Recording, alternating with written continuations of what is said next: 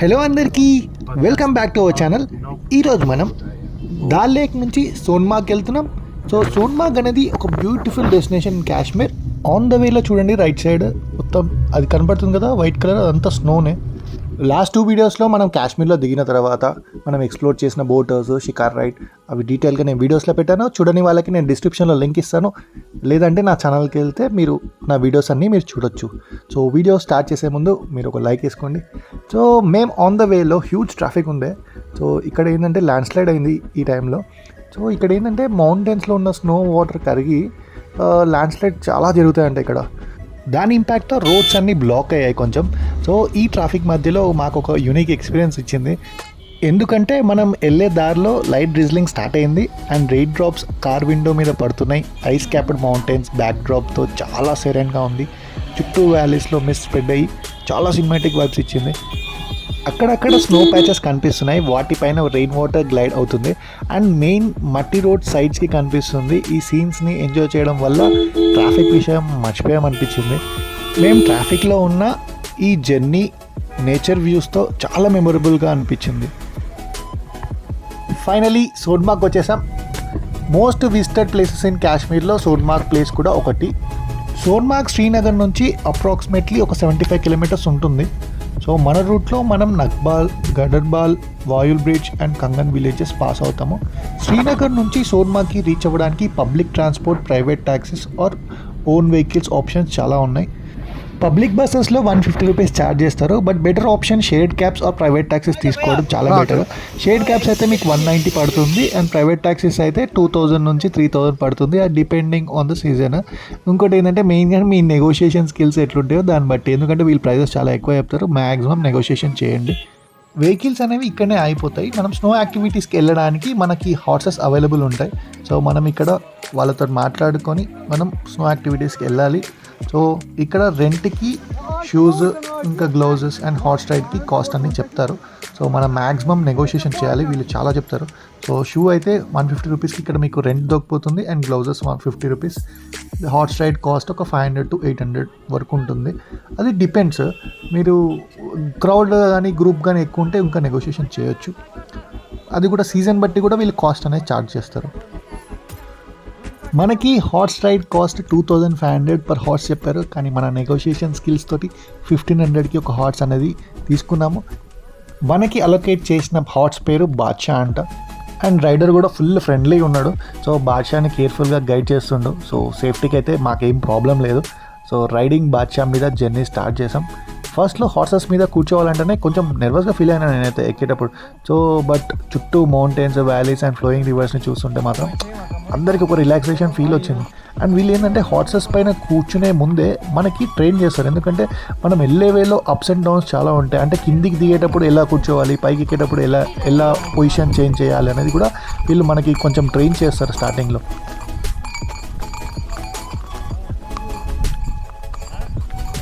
బ్యాక్గ్రౌండ్లో సీనరీ మాత్రం ఎక్స్ట్రాడినరీ అసలు.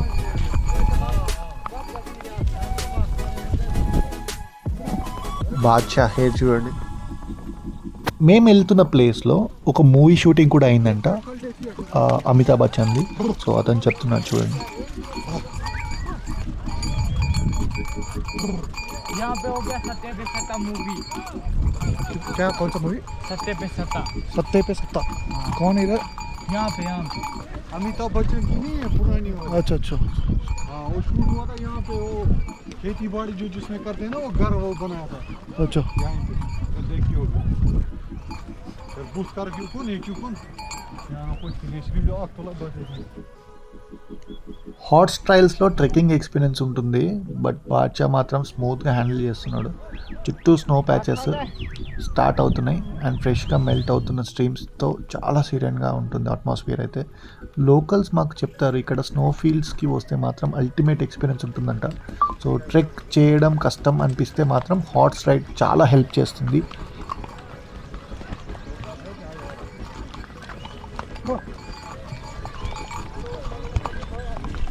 మనకి ఈ రైడ్లో వేరే టూరిస్టులు కూడా చాలామంది కనిపిస్తారు.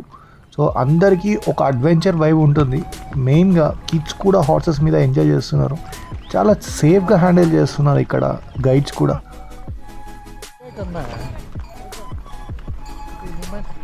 फिर नहीं आता है। सरकार सच में नहीं आता है। స్నో ఏరియాకి వెళ్తున్నప్పుడు ఒక యూనిక్ వేలో ట్రావెల్ చేస్తున్నాం. సో రోడ్ చాలా నేరో ఉంటుంది. ఒక సైడ్ బ్యూటిఫుల్ రివర్ ఫ్లో అవుతుంది, ఇంకో సైడ్ ఏమో స్టీప్ మౌంటైన్స్ రైజ్ అవుతుంటాయి. సో చుట్టూ సీనరీ బ్రీత్ టేకింగ్గా ఉంటుంది. బట్ ఇక్కడ చాలా కేర్ఫుల్గా మూవ్ అవ్వాలి. హార్సెస్ ఒకటే లైన్లో మూవ్ అవుతాయి. సో సింగిల్ ఫైల్లో అటు వాళ్ళ హార్సెస్ వస్తుంటే మన హార్సెస్ స్లోగా సైడ్కి అడ్జస్ట్ చేయాలి. లోకల్స్ ఇక్కడ చాలా ఎక్స్పీరియన్స్తో హార్సెస్ని హ్యాండిల్ చేస్తారు. సో అందరికీ ఒక కాన్ఫిడెంట్ ఫీల్ అవుతుంది. కొన్ని ప్లేసెస్లో రివర్కి చాలా క్లోజ్గా ఉంటుంది ట్రైల్. సో కేర్ఫుల్గా హార్సెస్ని స్లోగా నడిపిస్తారు. ఆల్మోస్ట్ ఒక 1 అవర్ హార్స్ రైడ్ తర్వాత మనం స్నో యాక్టివిటీ ఏరియాకి రీచ్ అయ్యాం. ఇక్కడ చుట్టూ వైట్ బ్లాంకెట్ లాగా స్ప్రెడ్ అయిన స్నో కనిపిస్తుంది. చాలా ఫ్రెష్ అండ్ మెస్మరైజింగ్. స్నో యాక్టివిటీస్కి కూడా క్రౌడ్ చాలా యాక్టివ్గా పార్టిసిపేట్ చేస్తారు. అండ్ మంచి ఫన్ వైబ్ అయితే మీకైతే పక్కా కలుగుతుంది. సో ఈ రైడ్స్ని స్నో స్లెడ్జెస్ అంటారు. స్నో స్లెడ్జెస్కి 1000 రూపీస్ ఛార్జ్ చేస్తారు. అండ్ స్నో బైక్స్కి 1500 to 2000 చెప్తారు. బట్ నెగోషియేషన్ చేయండి, డిస్కౌంట్స్ ఇస్తారు. సో ఈ స్నో ప్లేసెస్లో స్నో స్లెడ్జెస్, స్నో బైక్స్, ఇంకోటి మీరు కాశ్మీరీ డ్రెస్ వేసుకొని ఫోటోషూట్స్ కూడా ఇక్కడ ప్లాన్ చేసుకోవచ్చు.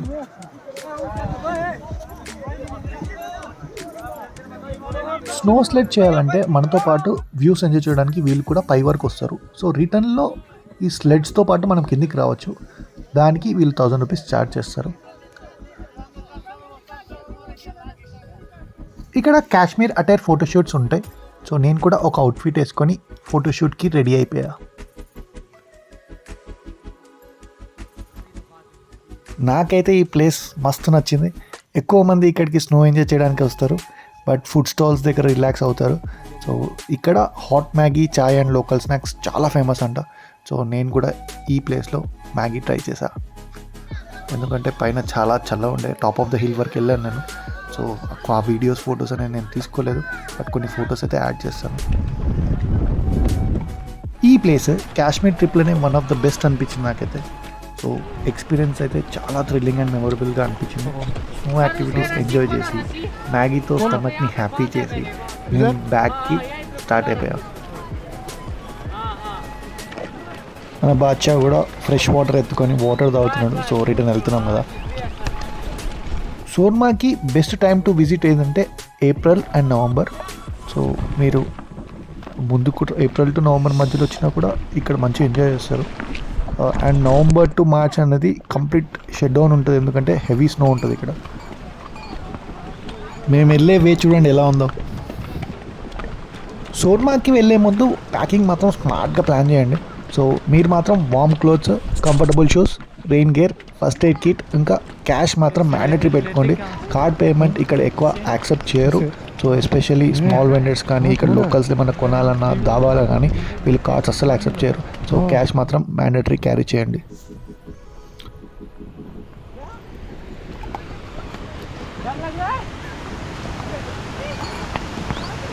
देखो यहाँ पे मैम को डर लग रहा है इसका, बहुत हद से डर लगता है। इस बार ग्लेशियर जा रहे हैं और रिटर्न वापस जा रहा है, मैम को डर लगता है। तो मैम बोल रही है साइड में जाओ, साइड में जाओ, तो डर रही है। मत डरो मैम, हम आपके साथ हैं, हम बड़े वाले आपके साथ हैं, टेंशन मत लो। సో చూడండి లెఫ్ట్ సైడ్ మనం వెళ్ళే దారిలో హార్స్ అనేది గ్రిప్ కోసం ఆ కార్నర్లో నడుస్తుంది. లెఫ్ట్ సైడ్ అంతా వాటర్ అండ్ లోయలా ఉంది. సో ప్యాక్ అవుతుంది మాకైతే. అదేమో దానికి అలవాటే అంట, ఫారెస్ట్ హార్స్ అంట అది. సో అతను మనకేం చెప్తున్నాడు, ఏం కాదు అన్నట్టు. సో బట్ మాకైతే ప్యాక్ అవుతుంది. ఇక్కడ multiple hotels and guest houses available ఉంటాయి. సో నవంబర్ నుంచి మార్చ్ వరకు అయితే అన్నీ షట్ డౌన్ అవుతాయి.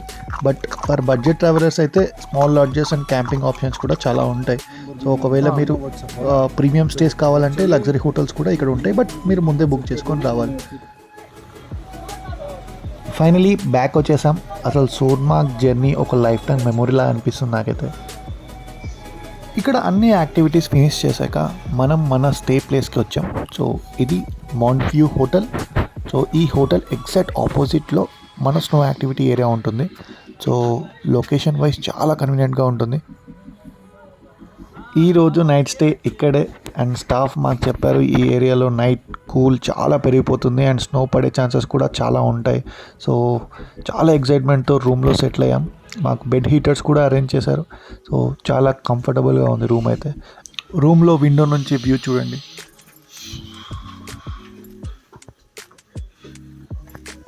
That's it for today.